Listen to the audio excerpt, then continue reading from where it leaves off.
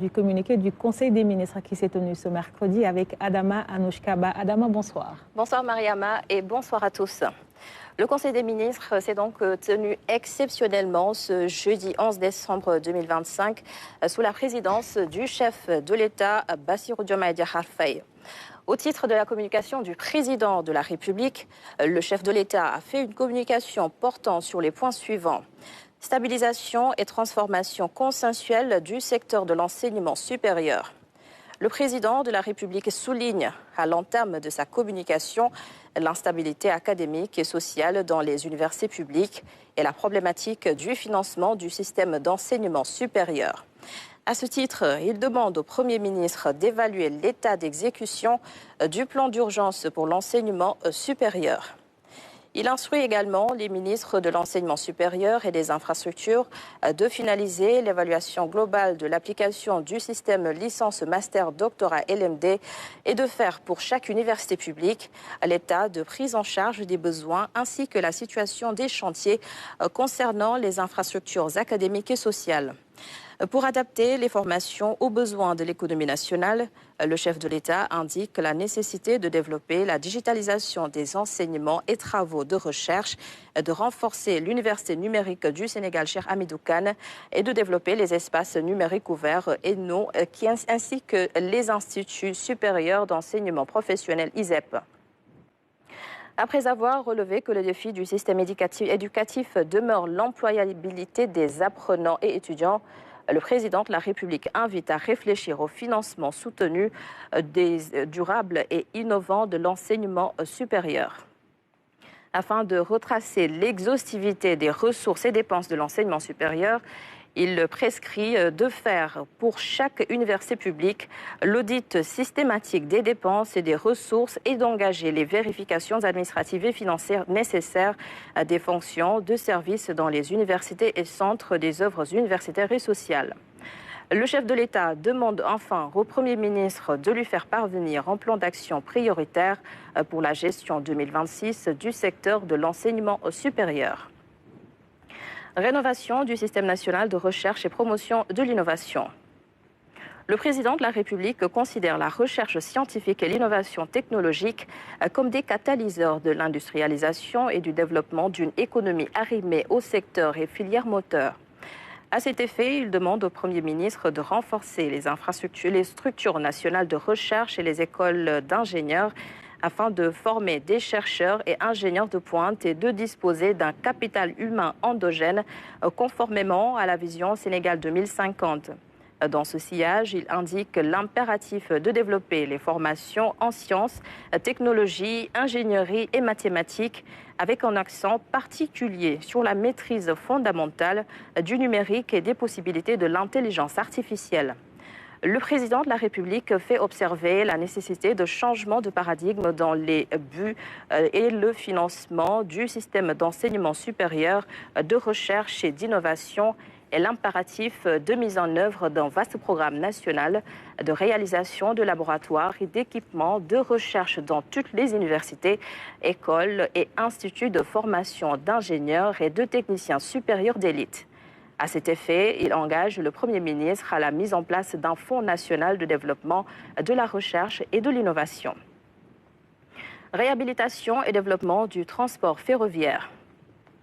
Considérant que l'attractivité et la valorisation des territoires reposent sur le développement des transports, le chef de l'État demande au gouvernement d'accentuer la mise en œuvre de la politique ferroviaire en veillant notamment à la réhabilitation des chemins de fer du Sénégal, en cohérence avec l'exploitation et l'expansion du train express régional. Il instruit, outre la finalisation d'un schéma directeur national de développement du ferroviaire, la réalisation des études requises et la recherche du financement des lignes ferroviaires validées sur un horizon décennal programmé. À cet effet, le président de la République demande au Premier ministre de mettre en place un Conseil national du ferroviaire en vue d'une maîtrise stratégique et d'une meilleure coordination des projets et de leurs impacts sur la modernisation des transports terrestres, le développement territorial et l'emploi. Mesures effectives de lutte contre la vie chère. Le président de la République souligne l'importance qu'il accorde à l'amélioration du pouvoir d'achat des ménages et à la baisse significative du coût de la vie. Il se réjouit de la baisse des prix du litre du supercarburant et du gasoil, ainsi que du gaz butane, et demande au Premier ministre de poursuivre les efforts consentis pour soutenir les populations les plus vulnérables et renforcer le rôle social de l'État, protecteur des ménages, notamment les plus vulnérables. Renforcement du rôle de la diaspora dans la vie nationale. En tant qu'atout majeur dans la réalisation du projet inclusif et collectif pour un Sénégal souverain, juste et prospère, la diaspora sénégalaise contribue significativement, selon le chef de l'État, au développement national et à la stabilité sociale. À ce titre, il demande au gouvernement de prendre toutes les dispositions adéquates pour la bonne organisation de la Journée nationale de la diaspora qu'il présidera le 17 décembre 2025. Agenda du président de la République. Le chef de l'État a informé le Conseil avoir présidé le mardi 9 décembre 2025 la cérémonie d'ouverture de la 4e édition de la conférence MSGBC Oil, Gas and Power 2025. Il annonce qu'il prendra part le 14 décembre 2025 à Abuja au sommet de la CEDEAO. En outre, il procédera le mercredi 17 décembre 2025 à la remise du drapeau national à l'équipe nationale de football en route pour la CAN 2025 au Maroc et présidera le vendredi 19 décembre 2025 la cérémonie annuelle de réception des dignitaires dans les ordres nationaux avant de se rendre en Casamance pour la période du 20 au 25 décembre 2025 dans le cadre d'une tournée économique. Au titre de la communication du Premier ministre. Le Premier ministre a axé sa communication sur le renforcement du pouvoir d'achat des ménages par la nouvelle doctrine des prix des produits pétroliers et de l'énergie. Il a rappelé que le soutien aux ménages et aux petits professionnels a toujours constitué l'une des principales préoccupations du président de la République, régulièrement exprimée à travers des directives en Conseil des ministres. Il a rappelé la première vague de baisse des prix qui a été opérée durant l'année 2024, portant sur le sucre cristallisé, le riz brisé non parfumé, l'huile de palme, la baguette de pain et les frais de connexion à Internet. Baisse des tarifs du carburant. S'agissant de la baisse du prix du carburant, le Premier ministre a présenté les mesures entrées en vigueur à partir du samedi 6 décembre 2025 relatives à la révision des prix des carburants et précisé que les nouveaux tarifs constituent des plafonds réglementaires susceptibles de flexibilité. Le Premier ministre a exposé l'impact de ces mesures, notamment sur le fonds de sécurisation des importations de produits pétroliers, institué pour assurer un bon approvisionnement correct et régulier et la couverture des pertes commerciales découlant des importations de produits pétroliers. Ce fonds a été transformé en une taxe fiscale et les montants collectés fongibles dans le budget global. En perspective, il a demandé au ministre des Finances et du Budget de faire une analyse de l'utilisation de ces fonds, d'utiliser le surplus du dit fonds pour les éventuelles hausses du baril, de procéder à une analyse approfondie des mécanismes permettant la péréquation des prix des bouteilles de gaz butane et de démarrer sans délai les travaux de réforme de la loi sur le secteur aval des hydrocarbures. Baisse des tarifs de l'électricité.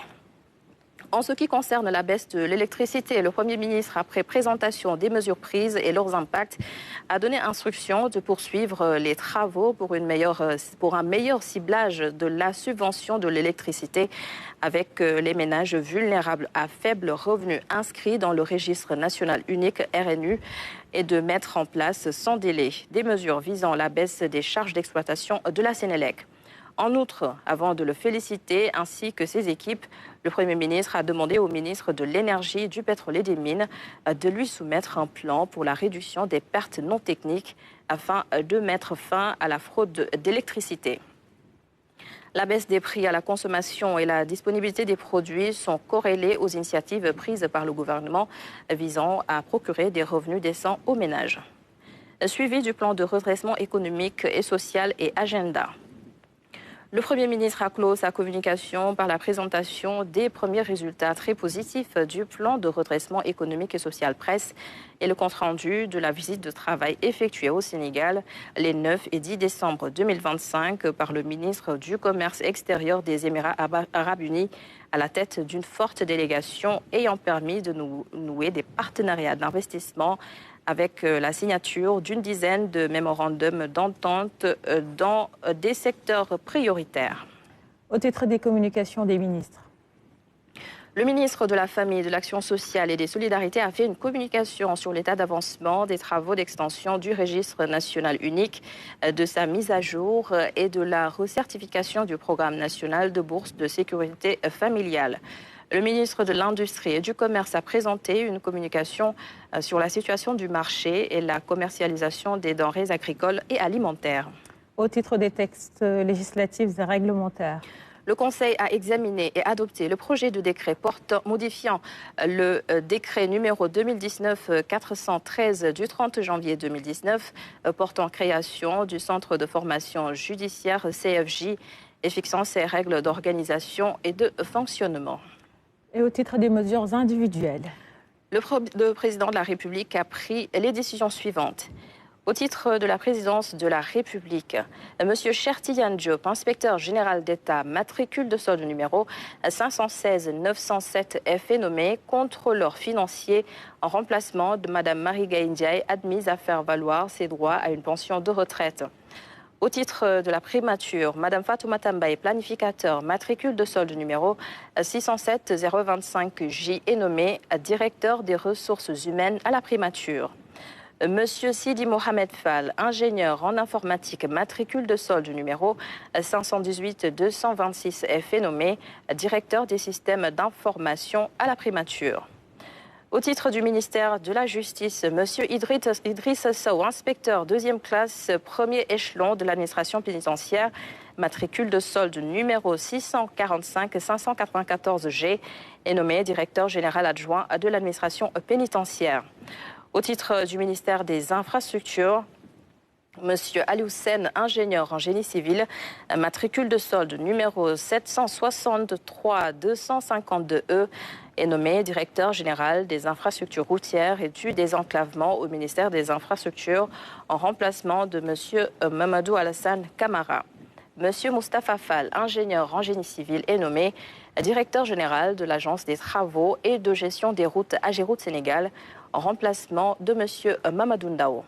Et enfin, M. Cheikh Diop, ingénieur en électromécanique, est nommé président du conseil d'administration de la Société nationale de gestion du patrimoine du train express régional Center SA en remplacement de M. Omar Ba. Merci beaucoup, Adama Anouchkaba, pour la lecture du communiqué du Conseil des ministres de ce jeudi. Et dans le Ribarou au Conseil